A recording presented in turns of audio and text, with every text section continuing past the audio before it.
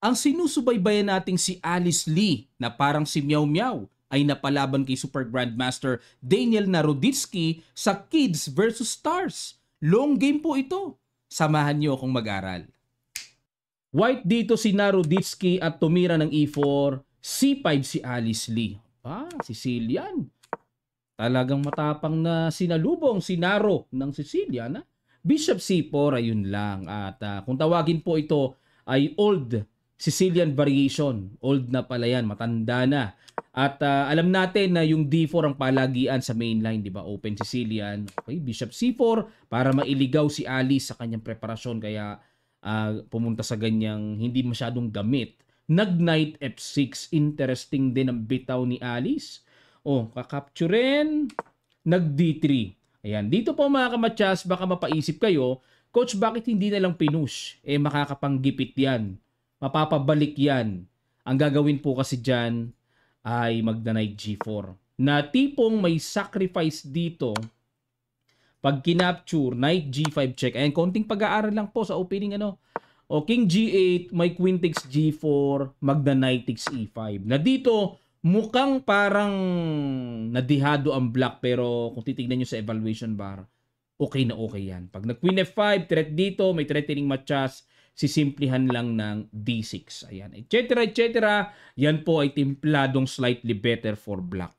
Okay, mukhang parang hindi na makakapag-castling pero malawak po yan. Ibig sabihin, naintindihan niya ni Alice, natanaw pa niya yan. Kaya siya napatira ng Knight F6 at nag-D3 lang. Simple lang ang tinira ni Naro at nag-E6. Ayan na, mag-D5 na at nag-castling A6. At mag-B5, C3 lang. Kung mag-B5, kung mag-D5, mag-B-Bishop B3 lang. Simple lang po ang ibig sabihin dito. At to control the D4, gusto rin mag-D4 dito ni Naro na mabuild ang sentro. Nag-D5, ayan na, syempre controls the center. Kinapture, capture. Bakit kinapture? Para magkaroon po ng tempo mamaya sa tore. Okay, pero umatras muna. Bishop E7, nag-Bishop G5. At dito po ay maagang novelty mga kamatyas dahil ang old line na ginawa dito ay D4. At kung ating bubusisiin, sino ba ang tumira ng D4 na yan? Itinira pala last year lang ni Super Grandmaster Mateus Bartel. Ayan po. 2885 pero yan po ay definitely online rating. 2885 si Magnus lang yun Okay po. Online yan, ibig sabihin, umabot ng 28 Si Magnus lang naman ng 28, 80 plus dati. Sa tunay na rating, long game. Balik tayo sa Bishop G5 novelty ni Naroditsky at nag-castling si Alice. Knight BD2, H6, Bishop H4. Pagka ganito po mga kamatyas, hindi kinakapture basta-basta yan. Wala kasing kapalit Okay, ibig sabihin, kung may compensation, kung may balik, may kapalit na mas maganda, pwedeng ipagpalit ang bishop ng ganun-ganun lang sa knight. Hindi naman madodouble pawn, parang walang-wala, inaatras lang yan. Okay po, yan ang tatandaan natin. Nag-bishop F5, tumempo ng development, may atake sa D3, bishop C2, tiyaga munang depensa, at nag-B5. Aba, talagang kakabilib si Alice Rook E1 at nag-Rook A7. Ayun, maagang suporta sa bishop, extra support, nag-D4, harapan ng bishop to bishop, kinapture din ng D4, at nag-Queen B6 tineret ang pawn sa D4, at dito nag-Queen D3 sinapatan ang depensa, at nag-Knight B4. Ayan, inistorbo muna. Queen F5, sumugod si Naro pero bad move po ang tira. Dapat daw ay Queen to B3. Okay? Queen F5 at nag-G6, good move by Alice. Queen B1 at nag-Rook C8. Ayan. Kung inyo pong matatandaan, di ba kinukumpara natin si Alice Lee at si Meow Meow. Ito kasi si Alice Lee, may pagka-strategic yung position lang. Si Meow Meow kasi talagang balagbaga ng tira Magkaiba sila pero parehong malakas. No? Mga bata pa. Rook C8, control the C-file at meron pang paparating na Knight C2 double at nag-Queen D1. Yun lang. Bakit nawindang si Naroditsky dito? Nag-Queen D1. Blunderacious. dapat daw po ang tira ay rook e2. Na halimbawa mag knight c2, may solution na hindi mako-quality down. Knight c4 bitaw, naka-tempo threat, capture, and then queen takes c2. So at least hindi quality down. May solution, pero siguro sa isip dito mukhang walang solution, nag queen d1 na lang, rook c7, yun lang. Hindi naman sinugod. Kasi may pin. Oo, mapipin din. Pero dapat daw ang tira is knight d3, yan ang winning. Rook e2 sabay pitas, sabay uwi sa knight c4, at least nakakuha na ng isang pawn. Yun ang diskarte, di ba? At least nakapitas ang isang pawn, double sana. Pero, nag-rook a c7, pinagtibay muna ni Alice ang c-file at nag-bishop g3. Okay, tinret muna, sinalubong ng bishop, another good move. Takes, at dito nag-rook b1. Rook b1. Pa-capture to? Kinapture nga ni Alice. Queen b3, another bad move by Naroditsky. Dapat daw po is knight b3. Dadalin doon. O mga ganun-ganun, ano? Pero queen b3, knight c1. Aba, sumugod.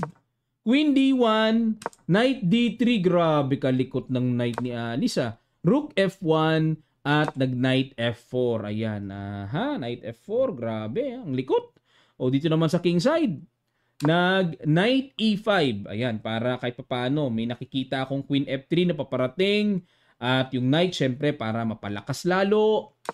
Nag-queen b4. Okay, tiniret ang pawn sa d4. Knight b3, depensa. At the same time, may pang-lock sa c-file. Magna-knight c5. Nag-rook c2. Inunahan ng pasok. Kaya kung magna-knight c5 dito, ay may rook d2, mga ganon. O rook takes b2 na paparating.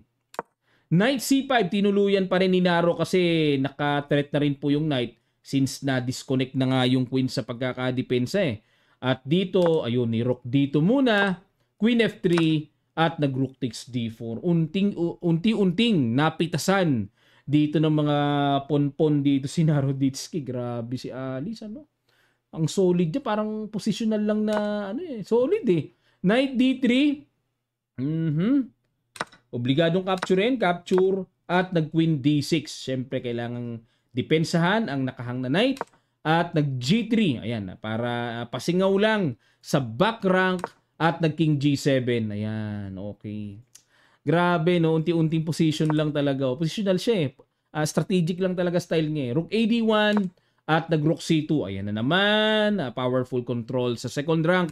At nag-knight f4. Harapan, torre sa torre. Queen c5 lang. Ayun. So may tamang panahon po kasi ng pwede kang makipag-exchange, pagtutukan, at meron ding simple lang na didepensahan na hayaan mo ang kalaban mo na siya ang kumapture sa tutukan. Pero nag-rook a1 si Naro, tiniret ang pawn sa a6. Rook a4, sinanggalang ng torre, at nag-rook a e1. Ayan, naghahanap ng mga butas-butas si Naroditsky kung paanong makakagulo-gulo. At dito nag-knight f4 or knight e4. Ayan, knight e4. Saan pupunta yan?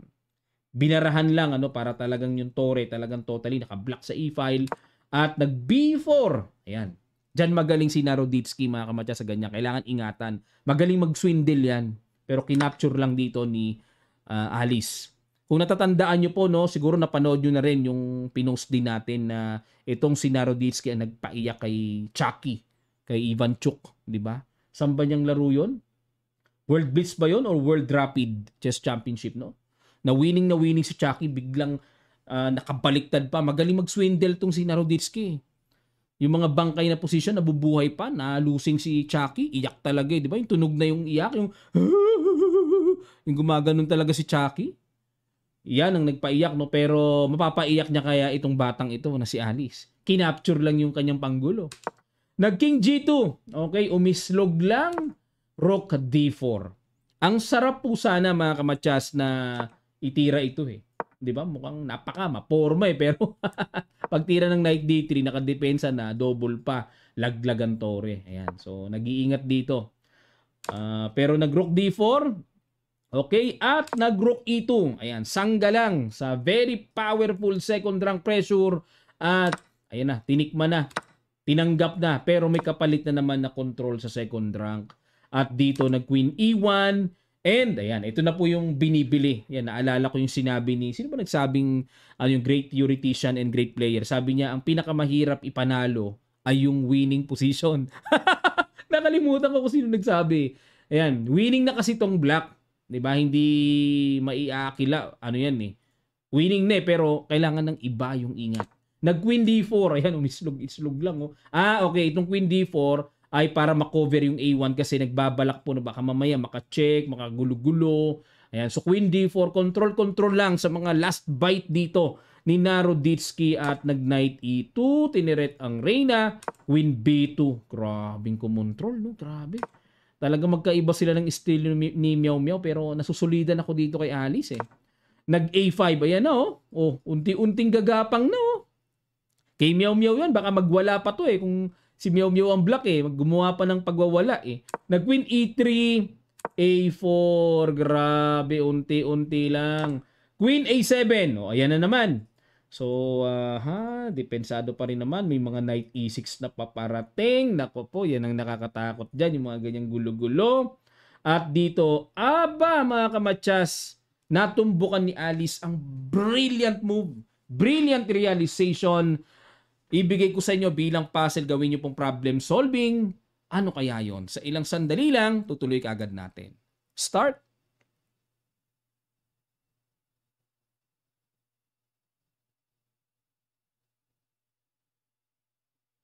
Maraming salamat po mga kamatsas. Congrats sa nakarealize ng may rook takes f2 na pala.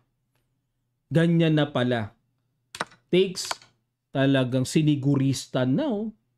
Takes, pero yun ang kinapture yung pawn d5. Bakit po? Kasi natanaw dito ni Alice na kapag kinapture yan a3, walang aawat. Hindi mahahabol ng knight. Hindi sapat ang kanyang hakbang para maabutan pa ang papromote na pass pawn. Okay, kaya dito medyo nagkaroon ng option na kahit papaano may knight takes d5. Pero klarong 3 pawns up mangyari. A3, knight b4, pigil, at nag-knight d3, another genius move by Alice. O yun, para pag kinapture, makaka-a2 na. Knight c2 and nag-a2. King f1, habol, b4, naku po. Knight a1 para pigilan ang b3, pero sa huling simpleng bitaw, knight c1 at tapos si Naroditsky. Lakas na rin. Long game po ito mga kamatyas ha. Pero ito po ang masasabi ko sa inyo. Ito po kasi ay 4 ang kalaban dito ni Naroditsky. 4 na mga magagaling na bata. Sila Tani Adewumi. Ayan, kilala nyo yun, yung bata na taga-US. Tinalo ni Naroditsky. Simul po ito. 4 sila.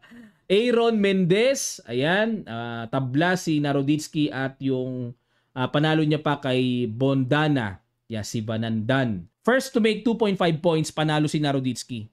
So, ang talo ni Naroditsky ay kay Alice Lee lang. Nanalo siya kay Tani at kay Bodana at tabla dun sa kay Aaron Mendez. Kaya naka 2.5 si Naroditsky. Tagumpay pa rin po siya versus the kids. Okay, kahit natalo siya kay Alice Lee.